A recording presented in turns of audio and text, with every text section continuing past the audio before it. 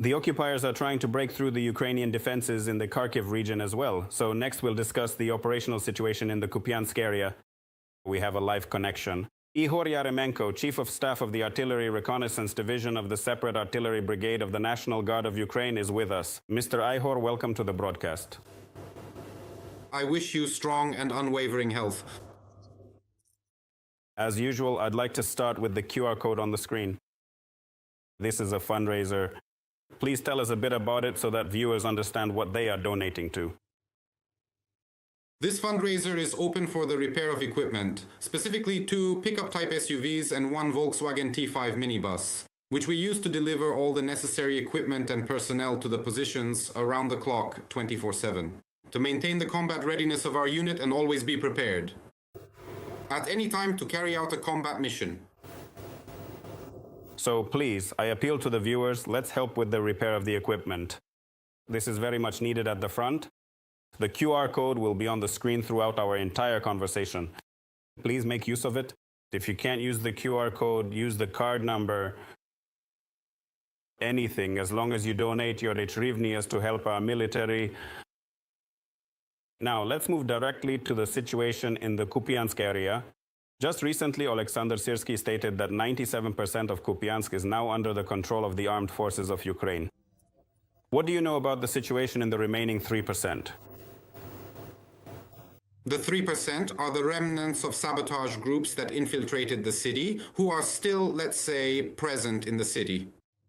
They occupy a certain area, specifically a basement space. Our defense forces are actively neutralizing and eliminating them. But let's not forget that the most important thing is preserving the lives of our servicemen. That's why these operations are planned systematically and with great caution to minimize losses among our personnel. Therefore, the territory of Kupiansk will be cleared, I think, within a week or 2. All 100% of Kupiansk will be under the flag of our state. Well, I'd like to remind viewers that you can support our defenders, in particular with your donations. The QR code is now on the screen. We're raising funds for vehicles and their repairs, which is very important. I think there's no need to explain this any further. Please consider making a donation of as much as you feel comfortable with today. You still have plenty of time to help this cause. Tell me, since those forces are completely surrounded over there and these occupiers are effectively blocked in, what can you tell us about their current state of morale? Perhaps you know something. Maybe there have been some interceptions or something like that?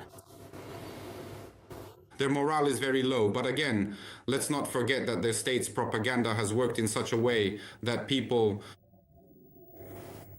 Well, let's put it this way. They believe that there are bloodthirsty vampires here who will eat them alive, tear them apart.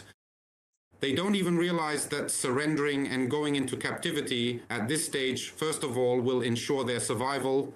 And secondly, let's say, they will stop suffering the way they are suffering now. But their propaganda has been effective. Their brains are completely washed. So even though their spirits and morale have become incredibly weak, they still continue to stubbornly cling to various fortified basement areas where they are currently located. However, every single person who refuses to surrender will be systematically eliminated, because only the brave and noble Ukrainian Cossacks should be walking upon this sacred ancestral land of ours. Mr. Ihor, I would like to focus a bit more on the fundraiser we are currently supporting. We are helping you raise funds. Could you please tell us about the importance of vehicles, especially pickups, for the front line? Why are they so urgently needed? First of all, you understand perfectly well that there are basically no roads on the front line. That's why pickups are one of the main types of transport. They have high off-road capability and are extremely important for moving our soldiers, including ours. You also understand perfectly well that there is constant mining by the enemy. Constant shelling, constant FPV drones, which destroy a lot of our equipment. That is precisely why there is such an incredibly urgent and critical need to keep all of these vehicles in peak combat-ready condition at all times. Since new demanding tasks come in every single hour of the day, there is a massive amount of constant movement required across the field. Unfortunately, the heavy equipment suffers immensely from exactly this high-intensity usage, and as a direct result, the vast majority of these vehicles eventually break down under the pressure. This happens precisely because of mines and FPV drones, which strike and damage the vehicles. That's why there is always an urgent need for vehicle repairs among the military, because unfortunately we're not at a resort, and so the situation is quite difficult in this context. So, dear viewers, you've heard just how essential vehicles are on the front lines, that they are literally almost like consumables. So please help with vehicle repairs. You have the opportunity to do so right now. You can see the QR code on the screen. Please, let's do it. Let's help collect the necessary amount more actively. I also wanted to ask about the enemy's tactics. It's usually said that their tactics are almost the same everywhere. It's infiltration by small groups. If we talk about differences, is there anything that sets their tactics apart? For example, does Russia use the same tactics in the Kupiansk direction as in the Pokrovsk direction? In principle, you see here the tactics don't depend on the direction. The main issue is that now, with the advancement of technology in warfare, even the movement of a small group is detected almost immediately, by means of technical reconnaissance such as UAVs, radars, and optical surveillance devices. That's why it is extremely difficult to start moving without being noticed. The enemy understands this perfectly well, which is why they use the basics. These are small infantry groups or fast groups on motorcycles or buggies, which infiltrate very quickly. That's why the enemy isn't using, let's say, for now, large armored groups. But let's not forget that what lies ahead for us is just around the corner, spring, when there will be a lot of greenery, which in principle will to some extent complicate timely reconnaissance regarding the movement of groups. Therefore, I think that in the middle of spring, we will once again be able to see and observe clearly the armored groups that will be moving, but the defense forces are preparing for this. And we hope that the enemy, we will be able to stop them far before they reach our infantry positions and accordingly wear down their army.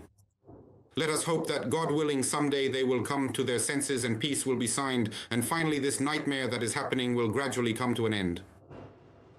Well, and once again, I remind viewers about the QR code on the screen. There are literally just a minute or a minute and a half left to use it. So please, let's get active and do our best to help as much as possible with repairing equipment for our defenders.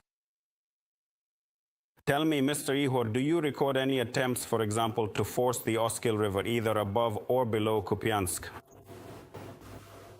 Yes, in principle, such attempts are being recorded. The enemy is trying to build crossings. The crossings are minor, again, either for infantry groups or for moving motor vehicles, motorcycles. Let's say no heavy pontoon bridges have been observed recently.